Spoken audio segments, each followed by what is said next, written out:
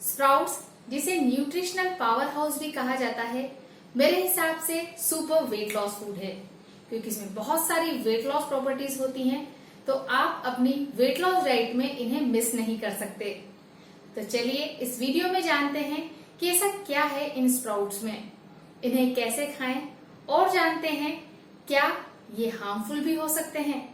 Hello friends, मैं हूं सीमा। मैं एक सर्टिफाइड न्यूट्रिशनिस्ट और डाइटिशियन हूं। मैंने हेल्दी और नेचुरल वे से अपना 28 केजी 28 किलो वेट लूज किया है, और इस चैनल के थ्रू मैं अपने weight loss tips, veg, recipes, exercise, food सभी कुछ शेयर करती हूँ। और हाँ, मैं आपको वेट लॉस के लिए पर्सनली गाइड भी करती हूँ। आप मुझसे कैसे कांटेक्ट कर सकते हैं, ये देखने के लिए आप वीडियो को एंड तक जरूर देखें।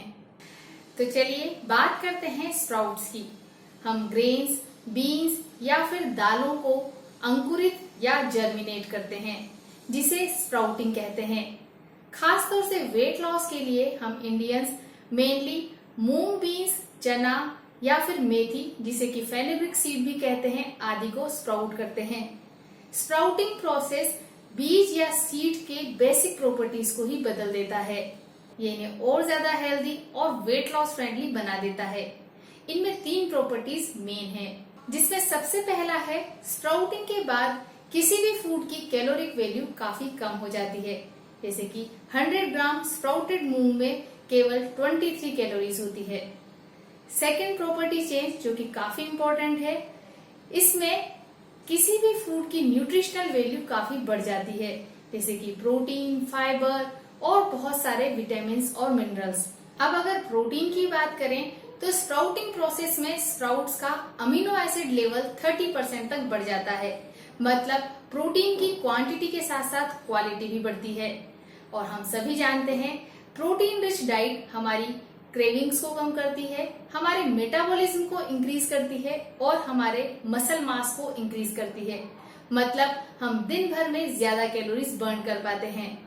अब अगर फाइबर की बात करें तो स्प्राउट्स काफी फाइबर रिच होते हैं, और फाइबर रिच डाइट हमें लंबे समय तक सेटिस्फाइड फील कराती है, और साथ ही साथ हमारे डाइजेस्टिव सिस्टम को भी बेहतर बनाती है। और बेहतर डाइजेस्टिव सिस्टम का वेट लॉस में क्या रोल है, ये तो हम सभी जानते हैं। इसके साथ ही साथ विटामिन और मिनरल्स में phosphorus, magnesium, folate, vitamin B, vitamin C और विटामिन के इंक्रीज होते हैं, जो कि हमारी अच्छी हेल्थ के साथ साथ किसी न किसी रूप में हमारे वेट लॉस को भी प्रमोट करते हैं। अब स्प्राउट्स की थर्ड इफेक्टिव प्रॉपर्टी को देखें तो स्प्राउटिंग प्रोसेस में बीन्स या सीड्स के एंटी न्यूट्रिएंट्स काफी कम हो जाते हैं। अब ये एंटी न्यूट्रिएंट्स क्या हैं? किसी भी फूड में न्यूट्रिएंट्स के साथ साथ एंटी न्यूट्रिएंट्स भी होते हैं, और ये एंटी न्यूट्रिएंट्स उस फूड के न्यूट्रिएंट्स को हमारी बॉडी को एब्जॉर्ब करने से रोकती है। तो अगर एंटी न्यूट्रिएंट्स कम हुए तो हम सेम फूड से ज्यादा न्यूट्रिएंट्स एब्जॉर्ब कर पाते हैं। है ना कमाल की बात। मतलब ओवरऑल अगर स्प्राउट्स की प्रॉपर्टीज देखी जाए तो ये लो कैलोरिक और हाईली न्यूट्रिशियस फूड हैं, जो कि वेट लॉस के लिए परफेक्ट होते हैं। इसीलिए किसी भी वेट लॉस डाइट में स्प्राउट्स एक बेस्ट वेट लॉस फूड, मतलब बेस्ट डाइट फूड होता है। लो चलो, ये तो बात हुई प्रॉपर्टीज की, पर अब बात आती है इसे कब, कितना और कैसे खाना है। 100 ग्राम स्प्राउट्स काफी हैं। आप इसमें प्याज, टमाटर, हरी मिर्च, धनिया, नींबू आदि मिलाकर रो एज अ सैलेड खा सकते हैं। और अगर आपको कच्चा खाना पसंद नहीं है तो आप इसे सब्जी की तरह तड़का लगाकर थोड़ा सा पकाकर खा सकते हैं, या फिर आप इसका सूप भी बना सकते हैं। इसे खाने का सबसे बेस्ट टाइम है मॉर्निंग में, क्योंकि हाई प्रोटीन फूड और हाई फाइबर फूड खाने का बेस्ट टाइम होता है मॉर्निंग में या फिर लंच में, जिससे हमें दिन भर एनर्जेटिक फील हो और साथ ही साथ हम सेटिस्फाइड भी फील कर सकें। तो चलिए अब बात करते हैं, क्या स्प्राउट्स खाना हार्मफुल भी हो सकता है?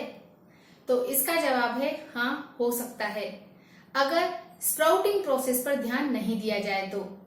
बेसिकली स्प्राउट्स बनाते टाइम इनका एटमॉस्फेयर थोड़ा नम ही होता है, और इस एटमॉस्फेयर में हार्मफुल बैक्टीरिया भी बनते हैं, और इस तरह के स्प्राउट्स खाने से पेट दर्द, डायरिया, वॉमिटिंग जैसी प्रॉब्लम्स हो सकती हैं। पर ऐसा हमेशा नहीं होता। मेरे साथ या मेरे किसी भी क्लाइंट के साथ ऐसा कभी नहीं हुआ, क्योंकि हम इसे बनाते वक्त थोड़ा प्रिकॉशन रखते हैं।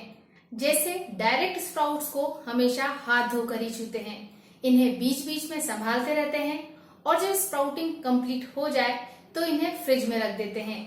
इसके साथ ही साथ अगर स्प्राउट्स में से स्मेल आने लगे तो हम उन्हें यूज नहीं करते, और अगर फ्रेश स्प्राउट्स खाने के बाद थोड़ा भी अलग लगता है तो आप स्प्राउट्स को पकाकर खाएं। सच बताऊं तो मैं आपसे एक बार फिर से कहना चाहती हूँ कि आप इस फूड को अपनी वेट लॉस डाइट में मिस नहीं कर सकते। वैसे आजकल स्प्राउट्स बनाने के लिए एक स्प्राउट मेकर भी आता है। यह इस प्रोसेस को काफी आसान और हाइजेनिक कर देता है। उसका लिंक भी मैंने नीचे डिस्क्रिप्शन बॉक्स में दिया है, आप उसे देख सकते हैं। चलिए आज के लिए सिर्फ इतना ही। और हाँ, अगर आप चाहें तो मेरी पर्सनल गाइडेंस में वेट लॉस कर सकते हैं, चाहे वो फुल बॉडी फैट हो, लोअर बॉडी या फिर सिर्फ बेली फैट। इसके लिए आप अपनी पूरी इंफॉर्मेशन फॉर्म में फिल करके मुझे सेंड करें। फॉर्म का लिंक मैंने नीचे डिस्क्रिप्शन बॉक्स में दिया है। अगर आप मेरी वेट लॉस जर्नी देखना चाहते हैं कि मैंने किस तरह की एक्सरसाइज की, किस तरह की डाइट ली, जर्नी के दौरान मुझे किस तरह की प्रॉब्लम्स आई और वो किस तरह से मैनेज हुई, तो आप मेरे ब्लॉग healthysystem.in पर देख सकते हैं। और अगर आपको ये वीडियो मीनिंगफुल लगा हो, पसंद आया हो, तो इसे लाइक और शेयर जरूर करें। और इसी तरह की वेट लॉस इन्फॉर्मेशन के लिए मेरे इस चैनल वेट लॉस विद सीमा को जरूर सब्सक्राइब करें।